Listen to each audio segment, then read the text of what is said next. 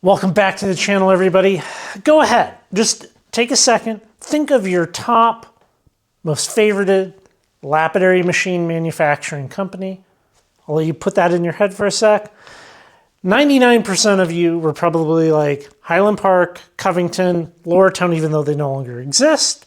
Maybe Covington Engineering, High Tech Diamond, Rentel International, you know, the Cab King, those people.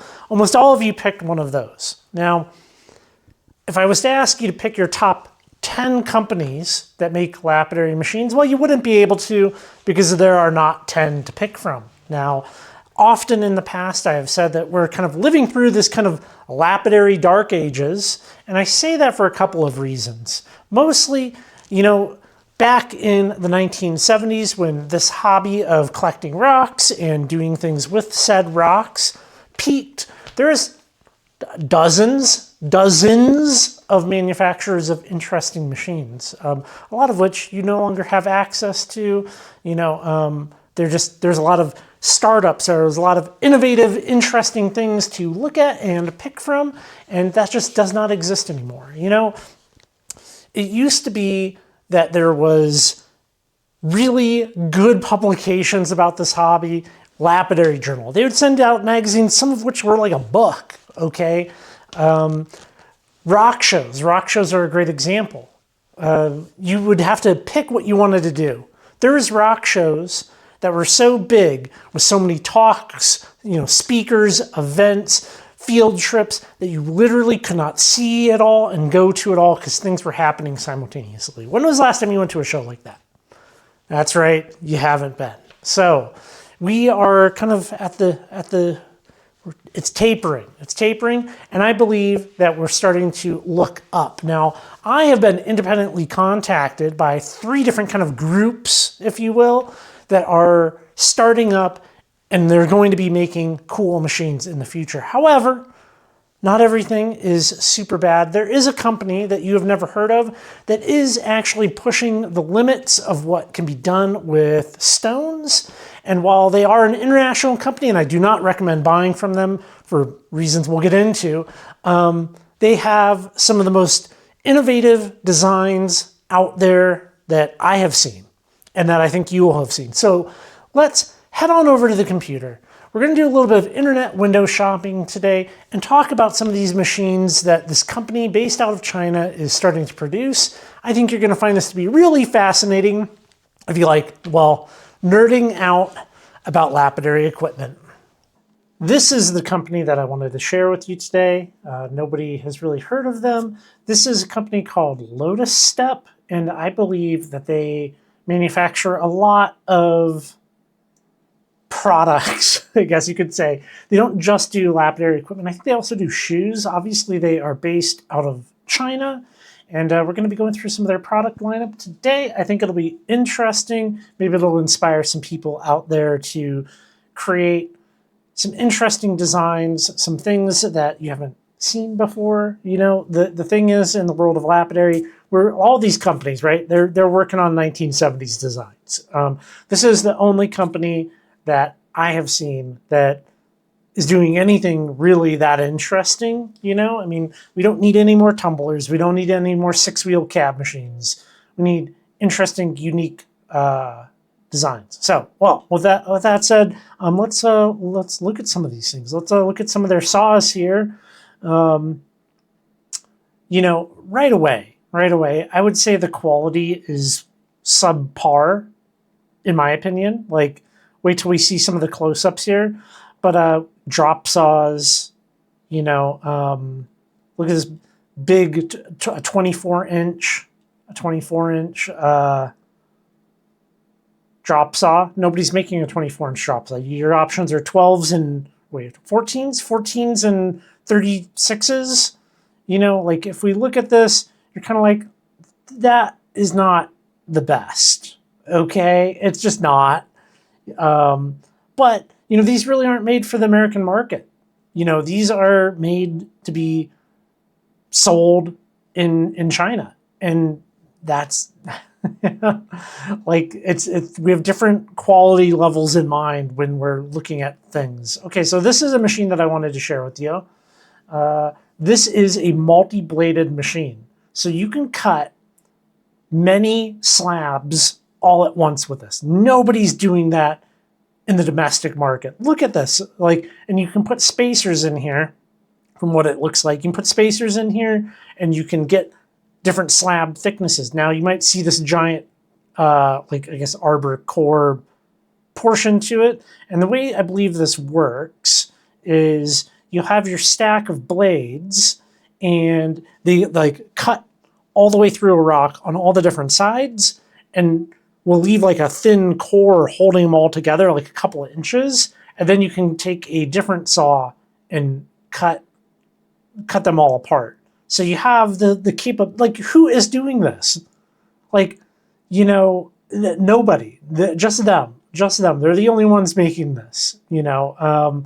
We can look at just some of their different saws here.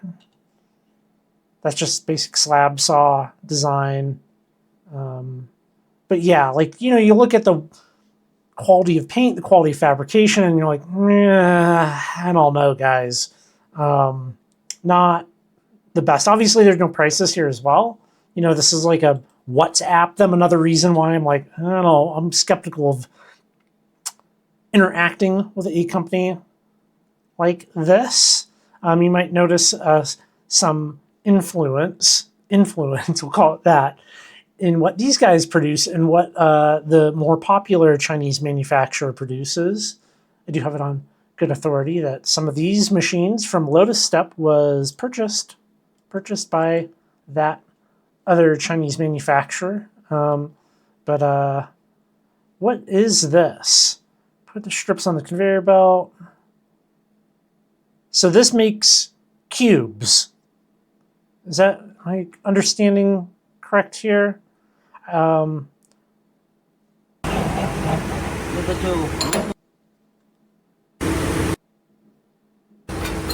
Okay. So you stack up a bunch of saw blades, and the conveyor pushes a slab through or a small rock, and it kicks out a bunch of cubes. Cutting strips into cubes. Yeah. So you can cut a bunch of strips and it'll make cubes, and then, well, you make those into beads and stuff later on. Like, who? They're going above and beyond. Let's look at their cab machine. Oh, okay. Some of you might recognize this. This company, Lotus Step, they actually make the machines for Vevor. So here is their generic, because Vevor does not, they don't make things. They take all these different companies that are in China and they assemble it and sell them here in America. So let's, yeah, you can see here. Okay, so they even say you can put your own, they'll put your logo on there for you. This machine here is this machine. Like, look at like the plastic injection molding. Like, it's the same machine with slight variation. You have to understand how manufacturing in China works. There's companies like this company Lotus Step, and they will make stuff, put whatever logo on it you want. Like, they put the Vevor logo. Like, even look at just the fine details here of like the switch, just everything about it. This is this. You know, it's the same. They're making the same thing. They also make the faceting machines for Vevor, which I know a number of other people here on YouTube have purchased and fixed up and things. But yeah, so like they make this right here, you know. Let's look at some other machines, because it does get pretty interesting. Some of these get pretty interesting. So we got like some different lamps with fences. That's kind of cool.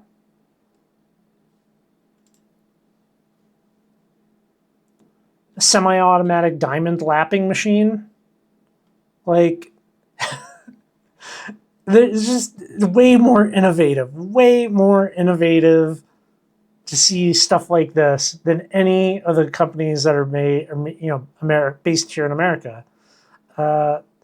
let's look at their CNC carving machine. This is pretty cool. They're like the only ones doing CNC stonework. Like, this is a CNC jade carving machine, and I guess what? Like, you load it up and it spits out carvings like this. So like you can take your digital designs and it just makes them. Is that the machine for everybody? No, it's not the machine for everybody. But like, I'm sorry, this is cooler than what a lot of like Covington and HPL and, you know, like other people are doing. They're just kicking out the same old stuff. Let's look at their sphering machines, maybe. That's not much to pick from. I know a lot of you guys do tumbling. Like, does this ring a bell? You know, like, I mean, hopefully some of this should let you know where things are getting manufactured. I'm sure you've seen tumblers like this on Amazon that have been rebranded, these clear ones. Yeah, it's different grit and stuff. Let's look at their facetors. Yeah, you can see, like, if you're familiar with the Vevor lineup of faceting machines, you've seen all of these before. This is definitely them. There is a company, I forget their name, but they make CNC faceting machines, like, and they're coming from this company. This is the company. This one has like just the one with the lifting table, all right? So it's like standard hand piece faster. If you watch Justin Prim's channel, you know, he's into the, I can't think of it, but he does the Sterling machine.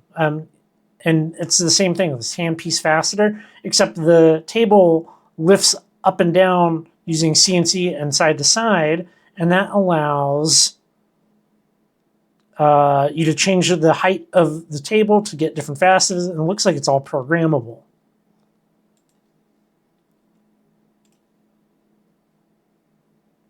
Yeah, some different dop transfers and those things. Jade Bengal carving. Yeah, like, they're just going above and beyond. You know, it's a bummer to see, like, it's crazy. You know, it's a,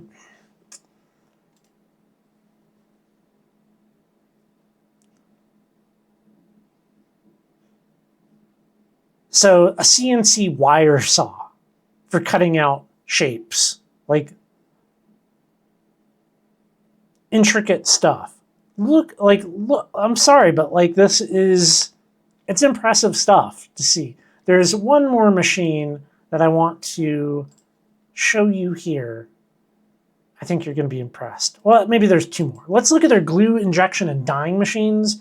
If you've ever seen dyed agates, dyed rocks, commercially stabilized things, they're using ovens like this, okay? Like a you know, heat treated stuff that changes color because of heat treating. They're using machines like this guy here, this commercial heat treating oven, and it's all fully programmable. Other machines. All right, there's one specifically on here that you should see this and you're gonna be like, oh, you know, but is it this one? So this will automatically string, yeah. So automatic round bead stringing machine. So like, you see like all those stores and they have all million beads on strings. This is the machine that you would buy to do that, which is crazy. That's not the machine I was looking for.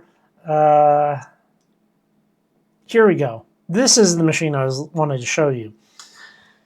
Polishing slabs is a giant pain, and you see all these slabs coming out of China and other countries that are polished pretty dang good and sold dirt cheap, and this is how. This is a machine that's a giant conveyor belt system. You load your slabs on it, and it has all these different polishing heads that move around. You can kind of see that here. And you put a dull cut slab in one end, and it spits out on the end of the conveyor belt your polished slabs. You could scale that down. Why couldn't you scale that down? So maybe just instead of you could do 7, 8 slabs wide on this giant conveyor belt. What if it was one? What if it was one and you put your slab on one end and finished slab comes out of the other? You know, maybe it's not the super mirrored, optical grade cerium oxide finish like what we're used to as hobbyists.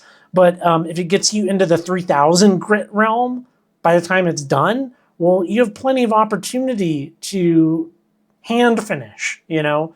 There's just, I'm not saying this is the best designs, or these are the designs that we all need in our worlds, but who else is doing anything like this? You know, it's just wild to see how some of this stuff is working and the future of it as we know it. You know, it's just, yeah. I don't know. It's we've fallen behind in this lapidary world in America. Fully automated preformer.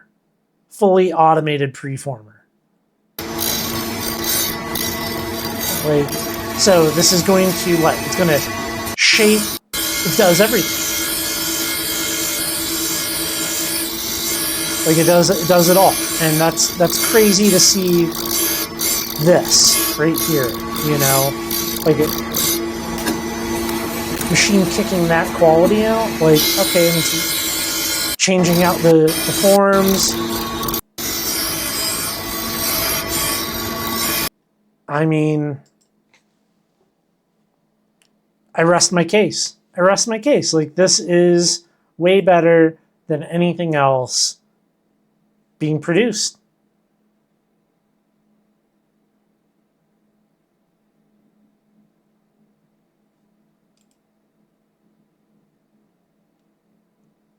Some of this should look familiar. Who do you think is making some of these diamond products that you buy? Different saw blades, different wheels. Do these wheels look familiar to you? If you are into the world of lapidary, some of these wheels, specifically this core shape, should look very familiar because these are the people that are making them, and you're buying from your local favorite manufacturer that does domestic sales here in America, and they're just stepping on the price and selling you this. They're selling you this stuff. And, I don't know. Let's head out to the shop. What absolutely kills me is when I see people arguing on the internet about this brand's better than this brand. These cab machine wheels are better than this cab machine wheels. I'm like, they're the same wheel. Are you familiar with a company called, it's TTI. TTI is a giant manufacturer of tools, and they own all of these different brands, which I'm sure some of those brands, well, you're familiar with those brands, and they are basically the same thing. Now, there is variation in the manufacturing world. I'm sure a person could contact a company like Lotus Step and be like, oh, I like your 24-inch drop saw. I want 50 of them, but I want all continuous welds instead of stitch welding. And they'd be like, yeah, whatever, right? That's the way things get done nowadays. I'm going to pick on Diamond Pacific for a second. Diamond Pacific, they're the company based out of Southern California. They make Nova wheels. A lot of people really like Nova wheels, and I get it. They make them in Barstow. If you're buying other cab machines that don't have those wheels, I can almost guarantee you could go to the Lotus Step website. You could take those images of those wheels. I guarantee you, if you gave me wheels from some of these companies, and I bought a Lotus step wheel, and we compared the little nibs on the wheels that were produced during the injection molding of the plastic, they would be exactly the same. They're going to be exactly the same because it's the same thing, the same thing. Now, does that bother you? It bothers me a little bit, but I hope that in showing you some of these products, letting you know about this, you can be a more educated consumer of lapidary equipment. I hope manufacturers see this. I know a number of you guys watch these videos and try to incorporate more interesting, unique, innovative designs. And for those of you who are thinking about starting up something, small scale manufacturing, think big and reach towards that, right? Let's not have like ancient designs. Why is it none of this stuff has changed? It's like every other industry, whether it be metalworking, woodworking, whatever, has advanced since, the 70s till 2025. They've all gotten better. Better machines, better welders, better woodworking tools, better everything. Not us. Why not?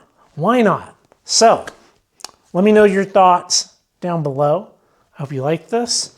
And I will catch you on the next video, provided you go and check out my website, currently rockhounding.com. Just kidding. I'll still be here.